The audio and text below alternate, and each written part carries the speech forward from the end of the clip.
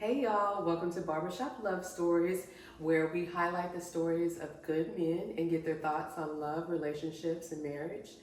My name is Lena West, and today my very special guest is my cousin Lonnie.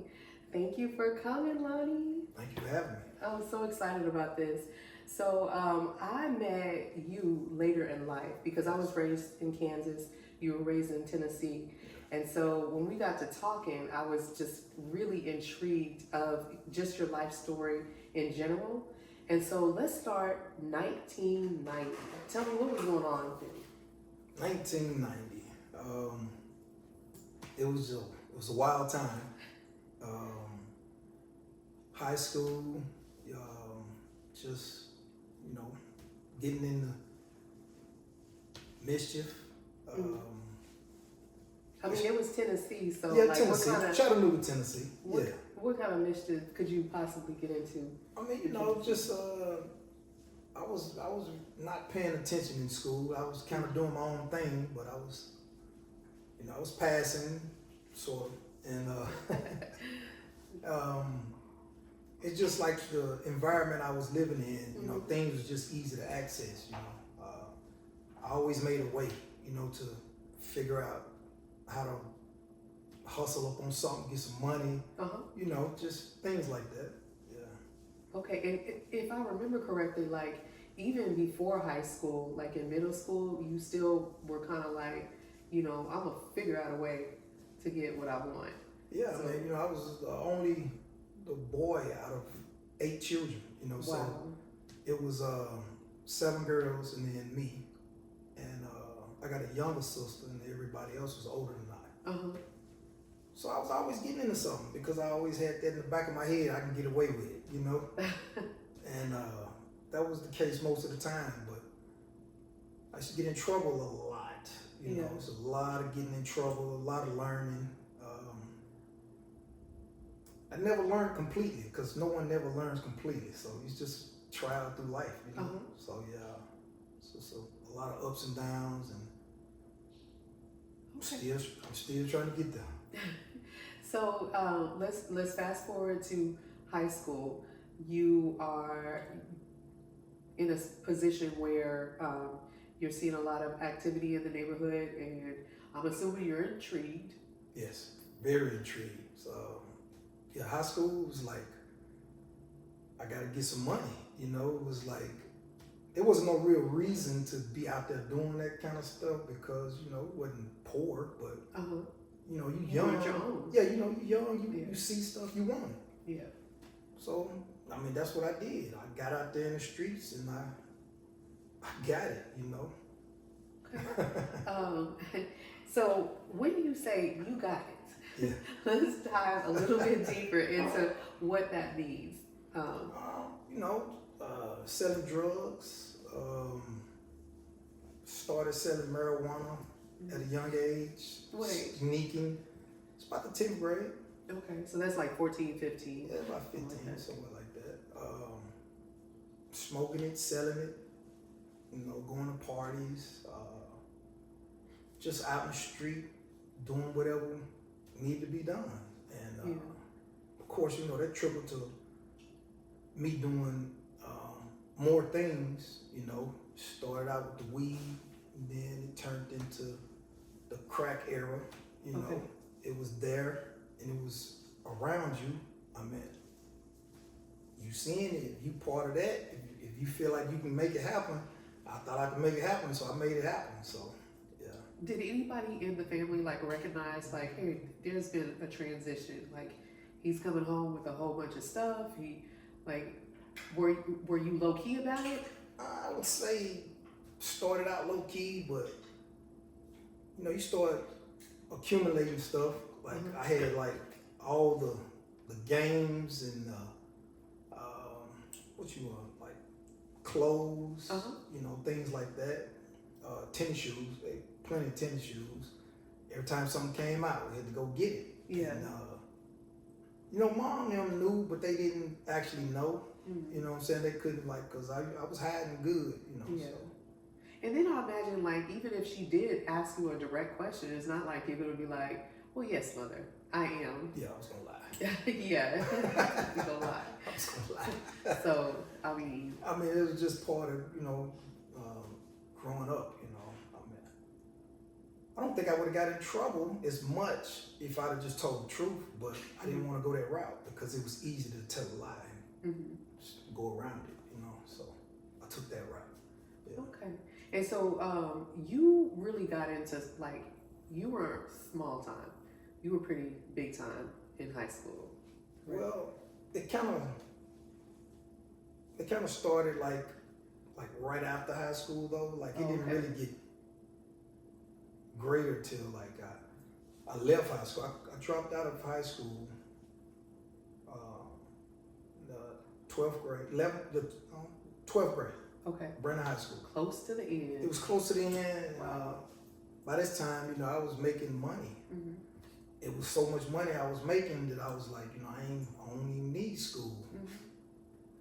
Just didn't know that it was gonna lead me to a life that I didn't know nothing about, Yeah. But you learn things, you go through things, and I wouldn't change none of it. Absolutely. Yeah, I wouldn't change none of it. I remember we had talked and you mentioned that you had shoe boxes full of money, and I just thought that was like, that's wild. That is I was wild. about the 11th grade, I didn't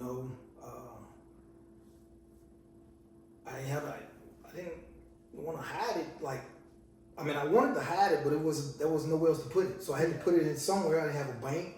I didn't have a bank account. I couldn't trust nobody. Yeah. So I would take the money and put it in the shoe boxes. Uh-huh. And I would hide the money in the closet. A few of my younger, well, they're older now. My younger, at the time, my nephews and nieces, they used to sneak in there and find it. They used to find money and they used to steal money. Wow. And then I would notice, later after I started counting money, and I would notice, but I really didn't mind though. You know what I'm saying? Because it was so much. It was just definitely the overflow. Yeah. Well, let's get into your wife. So you said that during that season where you were kind of like around town and doing things, mixing, all that she was kind of like part of the, I don't know what the word would be. She was around, but like y'all didn't really like talk. Well, my wife, Angela, is my baby. I'm friends with her brother, her cousin, and her other cousins, 3 of them. Okay. And it was more, but the 3 I'm talking about, we kind of like mingled in the same groups, just some of the same places. Uh-huh. And by this time, it was real, like, I was young at the time, you know what I'm saying? I was real young. I was not even 18. I think I was about 17, 18. Yeah, because there's a slight little age gap between you two. Yes. So.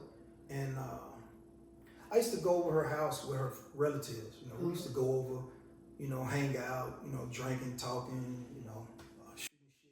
And I saw her, but I wasn't really like, ooh, her. I wouldn't. It was just I seen her, and time went by, and one day I was in the neighborhood. She came looking for her cousin. Now this is past 92. This is going into 93. Going into 93, yes. Okay. So a lot of time go by. There's so much stuff. It happens in between time. And so at this point, she's just around. Like she's just. No, she's not really around like that. Only time I would see her, we actually went over where she is, like her house. Okay. Things like that. She wasn't just popping up. Just be there, like that. Okay. And this particular day, she came over, and I was the only one there. And at that moment when I saw her, it was like, man, yeah, she. The angels came. All that shit. Okay. And I was young too, so it was just like, damn, she fine. You know what I'm saying? She was like, So. And mind you, my cousin, she's gorgeous. She's absolutely stunning. So in She smile. in your words, she had the light eyes. She got green eyes. Long hair, light skin. Just your like type. her. Like I like her. And yeah, she just like, man, it was like, oh, I'm gonna talk to her. Like back then, we used to say, I'm gonna holler at her. I'm gonna holler at her, you know. So I hollered at her, and she told me, no, you too young. Fall back, baby. She told me, hey, you too young, you know. So I didn't give up. I just, you know, every time I saw her after that, it was like, hey, you know, I kept talking to her. So one day, you know, we decided, you know, go on a date, you know. And it was more of, she was working at a spot, and I went and was like, hey, I'm gonna come pick you up. You know what I'm saying? That was a date, you know. That was a date. Yeah. Clever. And it went from there, you know. And from that moment, from that, what, it was the end of 93. 93 something? Yeah, about something, 93. All the way up until the end of 94. So we kicked it, and that's what we say in Chattanooga, Tennessee. When y'all just not dating, but y'all just cool with each other. We call it kicking it. We was kicking it, and it got a little tight, and it got to the point where you know, I would spend a night, you know, that kind of thing. And now during that time, were you seeing other people, or was like you said you were kicking it, but like she was the main one that you were kicking it with? I mean, when you know, I had other girlfriends, you know what I'm saying, other people. We wasn't exclusive, you know. It was never said we were exclusive, you know. So we just kicking it. And it was other females, you know, and I'm sure she had other guys somewhere. I don't know, you know what I'm saying. I mean, she's cute. You know, I wasn't looking for that, wasn't checking for that, you know. Yeah. And I didn't ever have a run-in or anything like that with anybody. It was just when I called, or when she called, you know, we was there, you know. Okay. And we just, you know, she can cook. Man, she can cook. She's a great cook. I used to go over her house, and she used to have this spaghetti. Man, the spaghetti was so good. Yeah, so, I mean, she still cooks like that. And I smoked a lot of weed back in the day, so I was like, that would be my last stop, because I know I'm going to go get a belly full, you know what I'm saying? Yeah, you know, for sure. Be with somebody I want to be with. But it wasn't serious though. It wasn't serious. And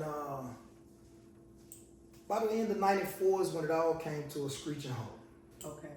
So let's talk about that. 94. Now, mind you, beforehand, you are gaining more and more, I guess you would say, like, notoriety, maybe?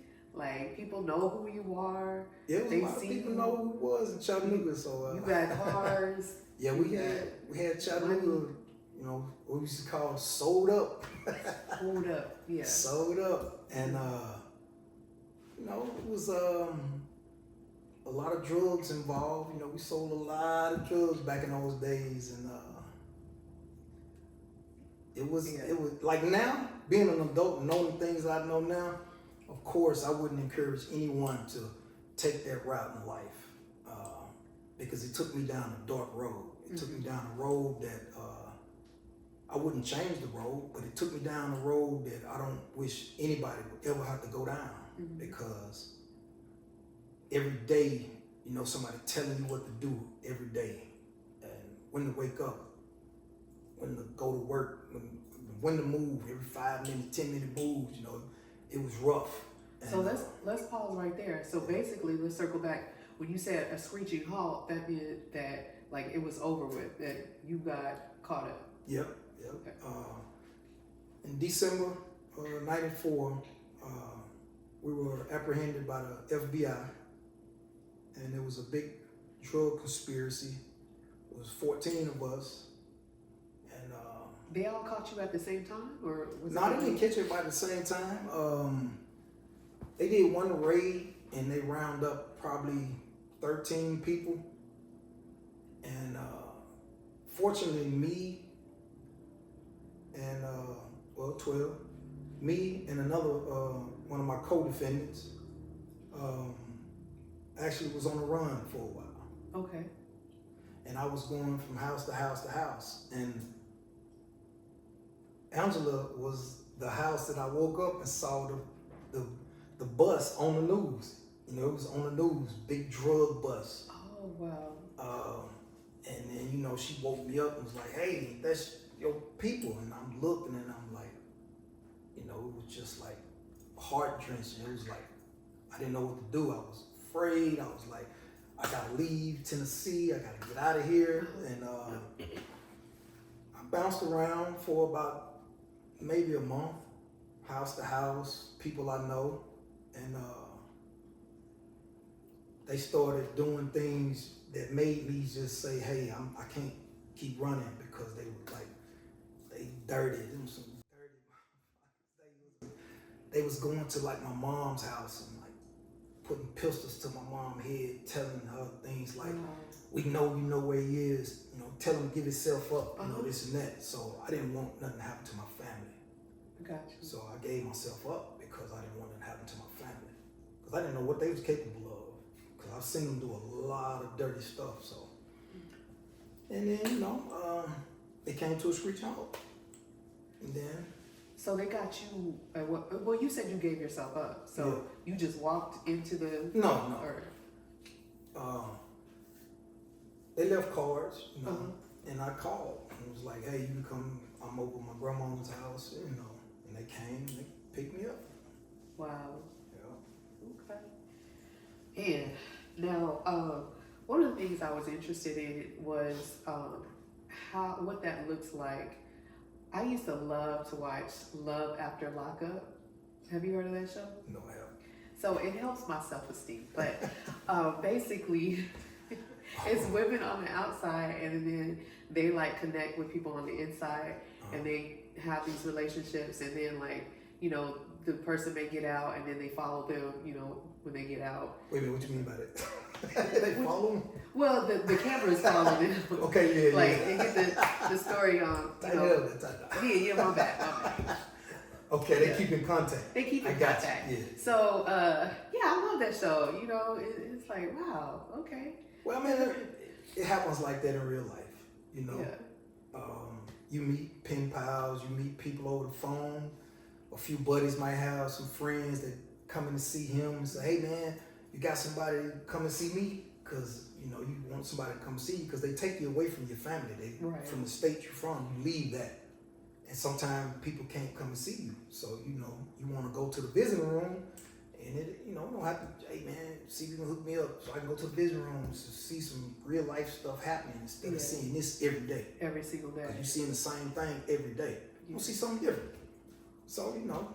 You ever see some like long lasting relationships coming out of that though? Because I mean the show is pretty much based on them falling apart afterwards. Well, I know one couple, they started seeing each other about 95 and 30 years later they still is. Really? You know what I'm saying? Yeah. Wow. Wow. Yeah. I gotta find out the percentage of that because it's rare, but you know, it happens. It happens. Okay, so like after you got locked up, I remember you saying that you had no contact for a year, and what was that? Well, you know, being locked up, the outside world is like the farthest thing away because that's what you want. And then when they tell you you're gonna be gone for a long time, you kind of like cut that part of your life out because you got to deal with what's going on right at the moment. Right. So as far as trying to call somebody or talk to somebody, the most people that you would talk with is your family. Mother, father, sisters, and brothers. And anybody outside of that, I don't think, you know, that's like a priority. You know, it wasn't for me. And it took a while, you know, probably 9 months to a year. And then this one lady, three of my co-defendants was in the same prison I was, USP Atlanta. And he was different than I was. I mean, he stayed contact to the street, calling everybody. That was the funniest thing. Wow. This dude would stay on the phone calling people, just calling people. And I told him one day, I said, hey, see if you can get Angela, my wife. I said, see if you can get your girl to get her number. And at this time, you know, we hadn't had really no contact. You know, it was just maybe every once in a while, word of mouth type thing through a kite. It's a letter. And yeah, you gotta explain that to people. Yeah, a kite, that's a letter. If somebody writes a letter and you get it inside, you know, it's like, call it a kite. So one day he got a letter and it had her number in it. And I rushed to the phone, put the number in, called, and we talked. Man, we talked the whole little time. The phone stay on. The phone don't stay on long. It's like, I think back then, I think it maybe was 10 minutes. Oh, and then it cuts off. Yeah. And you have to call again, you know, use money. So we talked, and everything was, you know, cordial, you know, because like we wasn't in a relationship. Right. You know, we were just cool. Yeah. And she came to see me, but couldn't get in. And we just stayed in contact slightly. And years passed by. And still the same, you know, just every now and then call type thing. Check it in. Just check Be it a good in, kind of friend, thing. you know? Yeah, just being good friends. Yeah, it was never nothing serious, you know. And as time went by, I mean, I thought about it all the time though. Like she was like, I thought about it every day. So in your thoughts, you never envisioned like a marriage. You just thought about her particularly. Yeah, just her. You know. Yeah. It's hard enough. Yeah, I imagine.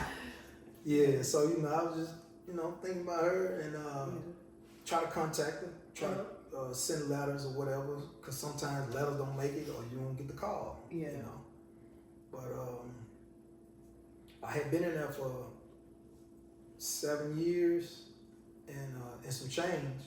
But before I came home, right at 8 years, but before I came home, I said I need to change my life, because while I was in there, I was always into something, gambling, smoking weed, running the tickets, fighting people. It was just chaos, you know? And if you can't hold your own in there, then, you ain't gonna make it. Right. So I told myself that I gotta change. I said, I can't go back out there on the streets the way that I am now, because if I do, I will probably be back in prison or dead. And I know me. I was full in to whatever it is I'm in. I'm full into it. So I said, I'm gonna change. So I took it upon myself to just start studying religion. And I studied, I'll say maybe 4 different religions, but the one religion that stuck out to me was Moorish Science Temple of America, because it made sense to me. And when something makes sense to me, then that's something I gravitate to. And it helped me a lot. It helped me realize I can't go back out there with the same mischief, because if I do, I'll be back or dead. Right. So I said, I'm gonna change. So I started studying, reading, and got in contact with Angela more. Like we started contacting each other every day. It seemed like when I would call, she would answer the phone. Call every time I called, she answered the phone every time, you know. And it got to the point where she started visiting every weekend.